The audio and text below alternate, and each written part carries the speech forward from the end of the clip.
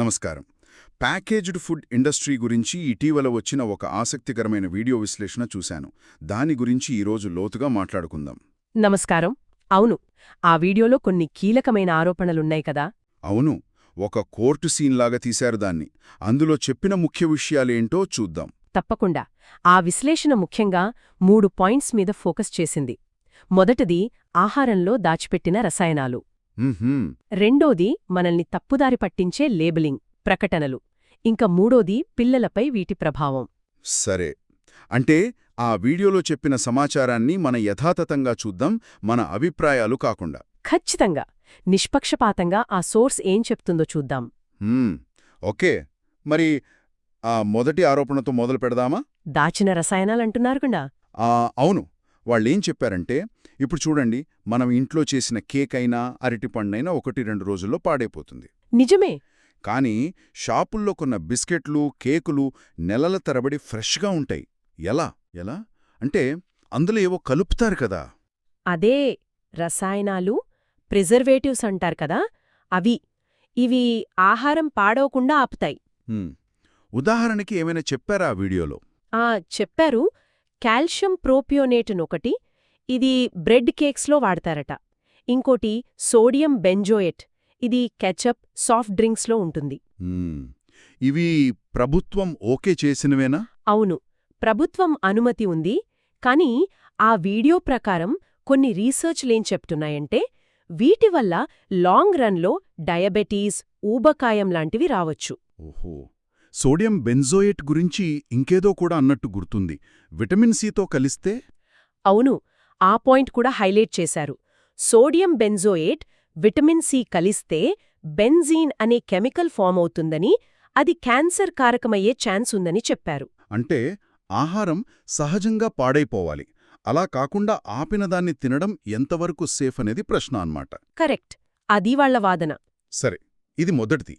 ఇక రెండో ఆరోపణ, లేబులింగ్, ప్రకటనలు తప్పుదారి పట్టిస్తున్నాయని. అవును, ఇది చాలా ఆసక్తికరమైన విషయం. ప్యాకెట్ మీదున్న పేరుకి లోపలున్న దానికి సంబంధమే ఉండట్లేదని ఆ వీడియో అంటోంది. ఉదాహరణకు, చాక్లెట్ ఆల్మండ్ బిస్కెట్స్ అని ఉందనుకోండి. పేర్లో ఆల్మండ్ ఉంది కదా, ఉంది. కానీ ఇంగ్రీడియంట్స్ లిస్ట్ చూస్తే అందులో కేవలం 4% బాదమే ఉందట. అంటే ఒక 100 గ్రాముల ప్యాకెట్ తీసుకుంటే అందులో మహా అయితే ఓ 3 బాదం పప్పులుంటాయేమో. అంటే పేరుకేనా? స్పినాచ్ నూడిల్స్ సంగతి కూడా ఇలాగే ఉందా? ఇంచుమించు అంతే. పాలకూర శక్తి అని ప్యాకెట్ మీద రాసి ఉన్నా నిజానికి అందులో 1.2% పాలకూర పొడి మాత్రమే ఉందట. 1.2%? అంటే ఎంత ఉంటుంది సుమారుగా? ఆ వీడియోలో లెక్కేసి చెప్పారు. ఒక 70 గ్రాముల నూడిల్స్ ప్యాకెట్కి అది దాదాపు 3 చిన్న పాలకూర ఆకులకు సమానమట. 3 ఆకులా? మిగిలిందంతా ఏముంటుంది మరి? ఎక్కువగా మైదాపిండి, నూనె, ఉప్పు, ఇంకా రకరకాల రసాయనాలు. అమ్మో, ఇక్కడే ఆ పైనాపిల్ క్రీమ్ బిస్కెట్స్ విషయం వస్తుంది కదా, అదైతే ఇంకా షాకింగ్ అనిపించింది నాకు. అవును, నిజంగా ఆశ్చర్యం. ఆ బిస్కెట్ల ఇంగ్రీడియంట్స్ లిస్ట్లో అసలు పైనాపిల్ అనే పదార్థమే లేదట. అసల్లేదా?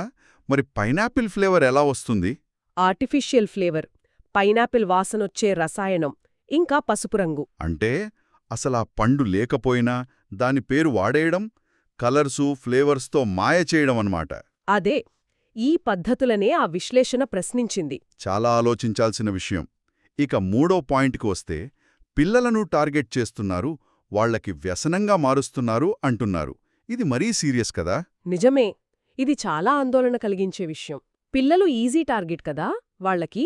ఎలా టార్గెట్ చేస్తున్నారు? ఆ వీడియో ప్రకారం ఎనర్జీ డ్రింక్స్, కార్టూన్ క్యారెక్టర్స్ బొమ్మలున్న ప్యాకెట్లు, కలర్ఫుల్ కూల్ డ్రింక్స్, వీటి యాడ్స్తో పిల్లల్ని బాగా అట్రాక్ట్ చేస్తున్నారు. వాటి వల్ల సమస్యలు కూడా వస్తున్నాయా? తప్పకుండా. పళ్ళు పుచ్చిపోవడం, స్కిన్ మీద మొటిమలు రావడం, ఇవన్నీ కామన్ అని ఆ వీడియోలో వాదించారు. అంతేకాదు, ఇంకా హెల్త్ డ్రింక్స్ అని అమ్ముతారు కదా, అలాగే బిస్కెట్లు, సీరియల్స్, కెచప్, జ్యూస్, జామ్, వీటన్నిట్లో కూడా విపరీతంగా చక్కెర వాడుతున్నారని ఆ విశ్లేషణలో చెప్పారు. చక్కెర ఎక్కువగా వాడితే ఏమవుతుంది? అది వ్యసనమంటున్నారేంటి? చక్కెర తిన్నప్పుడు బ్రెయిన్లో డోపమైన్ రిలీజ్ అవుతుంది. అంటే మనకు ఒక రకమైన ఆనందం, కిక్కొస్తుంది. ఓకే. దానివల్ల మళ్ళీ మళ్ళీ తినాలనిపిస్తుంది. ఆ కోరికను కంట్రోల్ చేసుకోవడం కష్టమవుతుంది. ఇది దాదాపు ఒక ఎడిక్షన్ లాంటిదేనని ఆ వీడియో అంటోంది. అంటే డ్రగ్స్ లాగానా? కొన్ని స్టడీస్లో చక్కెర వ్యసనాన్ని కొకైన్ వ్యసనంతో పోల్చారని కూడా ఆ వీడియోలో ప్రస్తావించారు. అంత స్ట్రాంగ్గా ఉంటుందట ఆ క్రేవింగ్. బాబోయ్, పిల్లల్లో ఒబేసిటీ పెరగడానికి కూడా ఇదే కారణమంటారా? అవును, ఇదొక ముఖ్య కారణమని ఆ వీడియోలో అభిప్రాయపడ్డారు. మొత్తంగా చూస్తే ఈ విశ్లేషణ వినియోగదారులకు, ముఖ్యంగా పేరెంట్స్కి కొన్ని సూచనలిచ్చినట్టే కదా. సలహాలిచ్చారు. ఒకటి, ఫ్యాక్టరీ ఫుడ్స్కి బదులు వీలైనంతవరకు సహజమైన ఆహారం తినమని, అంటే పండ్లు, కూరగాయలు, నట్స్, ఇంట్లో వండినవి. రెండోది, ఏది కొన్నా సరే ప్యాకెట్ వెనుక ఉన్న ఇంగ్రీడియంట్స్ లిస్ట్ని జాగ్రత్తగా చదవమని. ఆ పేర్లు సరిగ్గా పలకడానికి రానివి, మన కిచెన్లో లేనివి ఉంటే వద్దని చెప్పారు కదా. అవును, అదే. మనకు తెలియని, సులభంగా పలకలేని కెమికల్ పేర్లు ఉంటే ఆ ప్రాడక్ట్ని అవాయిడ్ చేయమని వాళ్ల సలహా. అంటే అంతిమంగా నిర్ణయం మనదేనని ముగించారు. కరెక్ట్.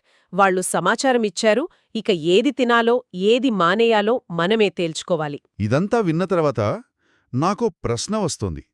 ఈ సమస్యలన్నీ మనకు తెలిసినా మనం ఎందుకు ఈ ప్యాకేజ్డ్ ఫుడ్స్ మీద ఇంతలా ఆధారపడుతున్నాం?